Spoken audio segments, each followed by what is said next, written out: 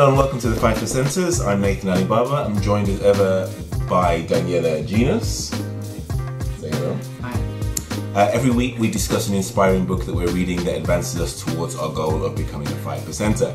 This week Daniela and I are reviewing The E-Myth Revisited, Michael Gerber's book. If you've ever wondered why so many small businesses fail, or why some small businesses start in a garage and end up becoming Amazon, or other businesses struggle for the rest of their lives, or indeed end up becoming McDonald's, which is one of the examples that we'll share later on in the book, the best small business in the world. The book answers that question. So the book dispels a lot of the myths about starting your own business. Common assumptions, expectations, and even technical expertise can get in the way of running a business. This book is about how to grow a business from infancy through to adolescence, all the way through to maturity, and actually franchising your business, but not in the franchise model that you typically think of a franchise, in a more kind of nuanced way, which we'll get into in a lot of detail. So, Daniela, let's put it over to you. What were your thoughts on the book? What do you think? I would call this a life changer. Wow. There were so many things within the book that I could relate to directly from running my business, and the key person. Well, the start of the book, he provides all the kind of advice, but he uses a business owner called Sarah as, I guess, the example throughout the book, and he's talking to Sarah, and Sarah is me. Wow. And there's so many things that Sarah did wrong that I did wrong, so it was quite emotional for me to read the book, actually. Okay. But it was a fantastic book, and I guess the key theme of the book is I guess this idea of people thinking that you go into business and you're an entrepreneur, but actually it's not necessarily just about calling yourself an entrepreneur. It's about, are you actually looking at your business as a product, which is what a true entrepreneur does, or are you a technician looking at the product being delivered to the customer and focusing on that? And I think that's probably the key. Well, that's what he's saying. What the myth is. The myth is that if you're and it's on page. That's what I was going to ask. What is the E-Myth? What does it actually mean? So it's, I guess, this idea of what it's not is. He says, for example, the technician is somebody that starts a business with this focus on, that has an entrepreneurial seizure, and a business, not a business but a place to go to work. So the carpenter or the electrician or the plumber becomes a contractor. The barber opens up a barber shop. The technical writer starts a technical writing business. The hairdresser starts a beauty salon. And I know loads of people that have, it's this thing, you're working in a job and I've got this skill, so I'm going to go and start. I'm going to go and do it. Right. But actually, that's not. You're not supposed to be working in your business. You're supposed to be working on your business. And it's about making the business a product as opposed to making your business about the product or the service, and that's the myth, I guess. That's the thing, and there's the bit in this that relates specifically to me as well, because and so many entrepreneurs in that they're doing technical work employed by somebody else, and they look at it and they're like, bloody, I can do this. Like, this is so easy. Like, I did think of you, but I didn't want to. No, I mean, say it. It is. It's humbling to know that, look, other people have been in a very similar position, and the mistakes that I've made aren't just unique to me. Like, other people have made it as well. So he goes on to say that the typical business owner or entrepreneur thinks, because I've been doing this technical work for someone else, I can do it for myself. This person who's employing me doesn't know as much as I do. Let me just do this thing for myself. As you said, the mechanic becomes and the school teacher or the whatever baker goes into baking cakes, and then one day, for no apparent reason, something happened that might have been the weather, a birthday of your child, just a graduation or high school. It might have been a paycheck they received on a Friday afternoon, or a sideways glance from your boss just after that just didn't sit right with you. And it might have been a feeling that your boss didn't really appreciate your contribution to the success of his business. It could have been anything. It doesn't really matter what it was. But one day, for apparently no reason, you were suddenly stricken with the entrepreneurial seizure, and from that day on, your life would never be the same again. And I've written "lol, wow" in the side there, because that specifically sort of relates to me. So it's this whole idea of you think that you can start a business because you're good at a technical skill, but that's not really what makes entrepreneurs. So what does make an entrepreneur, or what does make a good business person? Well, it's this person that's looking at the business as a product in itself, as opposed to the individual products that the business sells. So what does that mean? So, for example, he uses an example of McDonald's. I can't remember the name of the guy that saw. Ray Kroc. Yeah, he saw two guys with this systemized process of selling hamburgers, and instead of him, I guess, starting his own hamburger firm, what he did is looked at what they were doing in terms of the system and replicated it, and then sold that system. And actually, what was the strength of the burger company wasn't the burgers, it was the system. And it's this idea that people buy how something is done, not necessarily always what it is. Which, for me, I don't want to use Oprah's term, but it was a light bulb moment. Okay. And I was like, it's true. Yeah. And it's something that I probably say, but without necessarily even appreciating what I'm saying. Right. So when I've been discussing business ideas with people, and they've said, oh yeah, but somebody already does it, and I'm like, but I would do it this way. Like this. And actually, it's really just articulating that in a much better fashion. Yeah. Because it's true, McDonald's is not the best food in the world, but it's the process. You know what you get every single time. It's that repeatability that people want. He says that, you know, in the world that we're in, it's very unpredictable, and it's very much like one day could be completely different to the next. People want certainty, and if you can give them that kind of predictability, they'll pay you for that, right?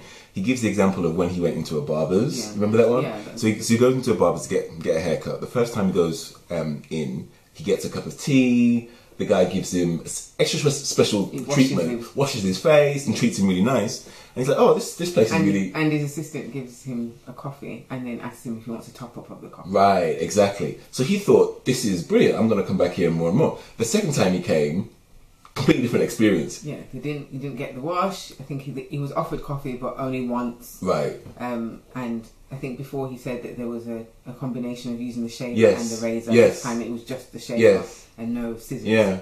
So yeah, it was different each time. Right. So that's what made him think that really you don't really care about me, because there's no system and procedure in place here that is predictable, that I can feel comfortable with. That's what people want. So if you can create that system and then franchise that model, so that you can take yourself out of the business, that's the way to kind of generate, you know, this predictable success. But we're kind of getting ahead of ourselves here, so because we think it was actually quite a good book. Okay, so you said that it related to you when you were running your last business, Aspire for You. In what way specifically? Well, the technician aspect, first and foremostly. I was very good at organising events, and I said, well, let me just start an events company. And instead of, I guess, working on growing and this is not me consistently, initially, it wasn't necessarily about me running a business, it was about me organising events. And as the business continued, I then started to try and be strategic. Okay, how can we grow? And then once we started to grow, then I went back to doing the events. And pretty much throughout, I led on all of the events within the organisation. Had I been being strategic, what I would have done is took a step back and said, how do I create a system that means I can send other people to organise these events to the same level that I can. Right. And that was what really resonated with me. And to be honest, in thinking of new business ideas now for me to move forward with, I have stopped doing that. Like, it's not about, okay, I can do events, so I should set up an events business. It's looking at what can I do that I would be able to manage and grow without me being in it, because I don't want to be in a business at this point. Work on the business, not in the business. Right? And I think that he makes that very clear, and especially with the example of this Sarah, and he's saying that she could bake pies, so she decided to set up a pie company, but actually she's working 10 times harder than she would if she just went and worked in a pie shop. So let's just recap for everyone that hasn't read the book. So the story is told through the eyes of Sarah. So he goes into this bakery. Sarah owns the bakery, and she's struggling to grow her business, right? She's tired, she's exasperated, and he goes in to advise her on the best ways to change and grow. So talk to me about, like, you know, the transition, like where she started and the kind of revelations that she uncovered over the period of time that he was with her to actually make her understand what he was trying to make her understand? Well, it's kind of what we've been discussing. So this idea that she's a technician, so she's baking the pies, and while she's baking the pies, she's therefore not doing the manager and the entrepreneur, because he breaks it down into, I guess, 3 different personalities. So the entrepreneur personality, the manager personality, and the technician personality. And he says, really, for a successful business, you need a combination of all 3. However, most business owners just stick in the technician, and sometimes they might branch out into the manager, but even going into the manager area is not good enough. And so she came to that realization that actually that's what she's been doing. And there's so many different areas that he looks at. So for example, he's talking about in one section that you have to be systematic and create processes, etc. And she kind of said, yeah, but that makes it boring, and does anybody want to, that she doesn't want her staff members to feel that they're just being robots. And then he uses an example of, well, the reason you wanted to do pies is because your, I think it was a mum or a grandmother, taught her how to make pies. And he was saying, well, did she not teach you to cut the pastry in a certain way? Did she not teach you to do this in a certain way? But you still enjoyed it. That's still having a process. And actually, without the process, you can't improve on anything. So you have to have some form of system in place that's written out and that people adhere to, or how do you improve on it? True. And that's a good point. True, it's a good point. The only thing that I'm thinking, though, is that some people don't want to have a business the size of a McDonald's or an Amazon. Some people are just happy to have a small, family-run, small thing. Why do I need to grow it so huge to be sold? I don't want it to be. That's fine, but it doesn't have to be so huge to be sold. But if you that's what he's saying. But I think he's saying every business has to be grown to a point where it has to be sold. Like, that's the point of it. But I didn't take that way. I haven't got to the last page yet, so maybe... You haven't read the whole book? No, I haven't got to the last page yet. How can you do a book review and you haven't read the book? Because I've read enough of the book that I can do a book review, but I haven't gone to the last page. What I felt was that it doesn't even matter if you don't want to have a huge company. If you want to have a company that you are not a slave to, you still need to put these things into perspective. Even if you want to have a small family-run business, he says in the book somewhere, I can't remember what page, what happens if you're sick? What happens if you want to be sick? What happens if you want to be sick? Yeah, what happens if you just want to be lazy? True. What happens if you want to go on holiday? If you are integral to the business and the business is you... Yeah, then the business stops. Then the business stops when you stop. Right. And that... Even a small family-run business, that's impractical. True. So I think it's more than growing your business to a place where you can sell it. It's about making the business operate without you at the centre. Because whilst you're at the centre, you don't have any life. Okay. And this Sarah didn't have a life. She said she would get there from 3 a.m. baking pies and preparing pastry. Then she wouldn't leave till the dead of night. Yeah. Like, that's not a life. It's not a life. You may as well go and get a job. Yeah. You'd live much better. Right. And then she said she's doing all that, but she's still struggling to pay the bills and she doesn't know how she's going to cover her costs the next month. What's the point of that? It's pointless. Okay. True. Okay, it seems as though we've abandoned the structure that we normally have of this, right? Where we do 3 points each. However, it's a useful discussion. but what I wanted to ask you specifically was this idea that he has around create a vision and a plan for the business that you want when it's finished. So, so he says the plan will change, but you'll always have a vision for the future in mind. So he gets Sarah to realize or to forecast in 10 years' time, what do you want this business to look like? And it forces her out of her technician mindset to actually create this kind of vision, right? How important do you think that is, number one?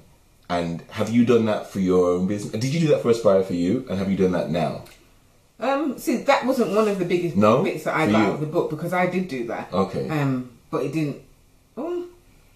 it did inform some of the decisions that I made, but I think that without having some of the other things that we've learned from this book and even in some of the other books and just in life in general, having a vision is pointless if you're not going to stick to it and if you're not going to bring all the other pieces together. Because I had a very clear vision, and to the point that it used to be funny because I would say it and people go, I want to have this international social enterprise with offices in Birmingham, Nottingham, Leeds, okay, so Manchester, you saw it. London, Lagos, Kingston. Wow, we're going to work with, like I was very everywhere. specific, and we would organise events and use the funding to train disadvantaged young people who would then put on the event and blah, blah, blah. I was very clear. Yeah. I would just be that person that goes to the office every so often and, oh, this is great. Okay, keep going. Yeah, so I had the vision, but because I didn't have all of the other bits in position, right. The vision didn't necessarily come to fruition, and I did sell the business, so I guess I did achieve some part of it. But when I sold the business, it still wasn't at the point that I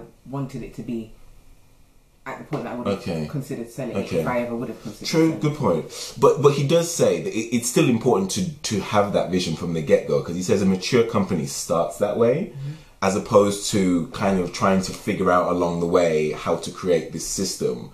Later on down the line, when there are other people in, it's much harder to do that. Yeah, no, I agree, and I think everybody should start at that point. But I think that in the overall scheme of things, I don't necessarily know if he stressed the importance of, I don't know, that not being number one priority, because it is a priority and you have to do it. But don't get too caught up on that because I've set this vision, it's going to be successful. No, because you still need to do X, Y, and Z. Right. Okay, we've touched on this a little bit, but talk to me about this whole idea of systems-dependent people system-dependent, not people-dependent. Well, it's this idea that if you create a set of systems and a manual on how to run the business, then if you are taken out of the business, or if anybody's taken out of the business, or if anyone put into the business that's not necessarily the best in their field, the business will still run and still have a certain standard. So again, he uses the McDonald's example and this Hamburger University. Yeah. And that whole point of training people in the system of McDonald's.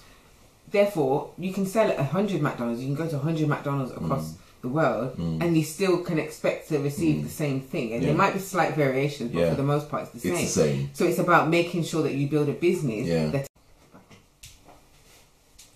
Sorry, continue. I forgot where I was. So like the Fastlane Millionaire is this idea of if you set up a business and you're the same kind of thing, you work in the business, you're just going to be time poor. But it doesn't tell me really in explicit detail how to have a successful business. It just says this is what you need to do to be successful in life. And the compound effect, again, kind of like this, says this is what you need to do step by step by step. Selling the invisible, this is how you market yourself. All of those things lead to the E-Myth.